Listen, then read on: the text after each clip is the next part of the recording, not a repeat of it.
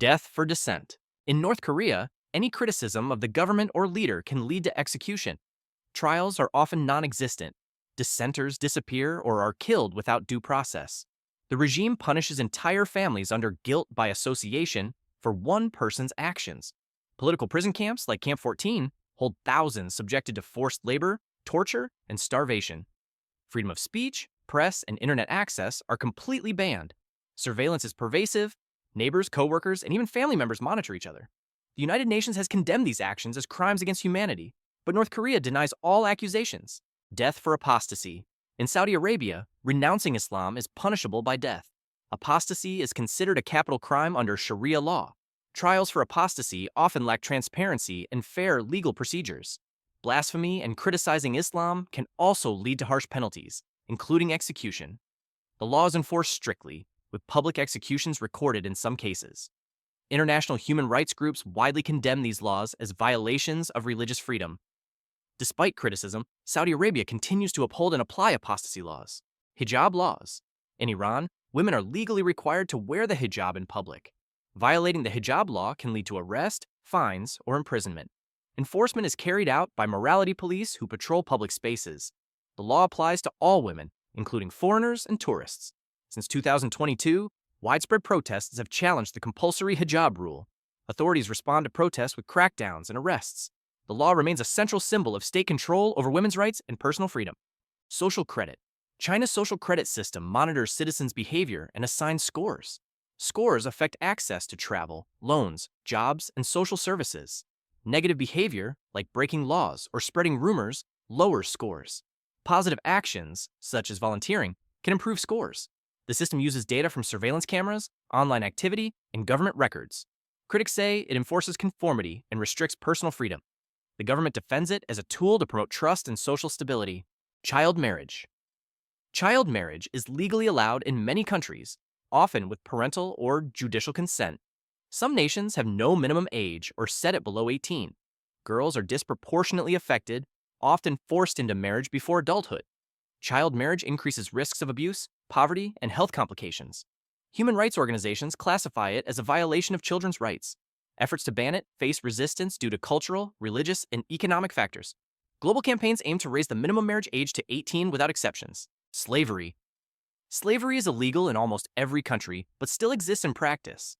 Modern slavery includes forced labor, debt bondage, and human trafficking. Some countries lack enforcement despite anti-slavery laws. Victims often work in agriculture, mining, construction, or domestic labor. Weak legal systems and corruption enable slavery to continue. International law prohibits slavery under the Universal Declaration of Human Rights. Global efforts focus on stronger laws, enforcement, and victim protection. Death for LGBT. In Iran, same-sex relations are illegal and can carry the death penalty. Male same-sex acts are punishable by execution under Islamic law. Lesbian acts face lashes and possible death after repeated offenses. Arrests often rely on surveillance, entrapment, or forced confessions. Trials lack transparency and fair legal representation. Some courts offer forced gender reassignment as an alternative to punishment. International groups condemn these laws as violations of human rights. Sharia law. Sharia is Islamic law derived from the Quran, Hadith, and scholarly interpretations. It covers criminal, civil, moral, and personal matters. Punishments can include flogging, amputation, or death for crimes like theft or adultery. Interpretation and enforcement vary widely between countries. Some nations apply Sharia fully, while others use it only in family or moral cases. Critics argue it can violate human rights, especially regarding women and minorities. Supporters view it as a divine legal system guiding justice and daily life. Women education ban. The Taliban has banned girls from attending secondary school and university. Female students are blocked from public and private educational institutions. The ban extends to vocational training and most forms of academic instruction. Women are also restricted from many teaching and administrative roles. The Taliban claims the ban aligns with Islamic values, despite global criticism. The United Nations calls the policy gender apartheid and a human rights violation.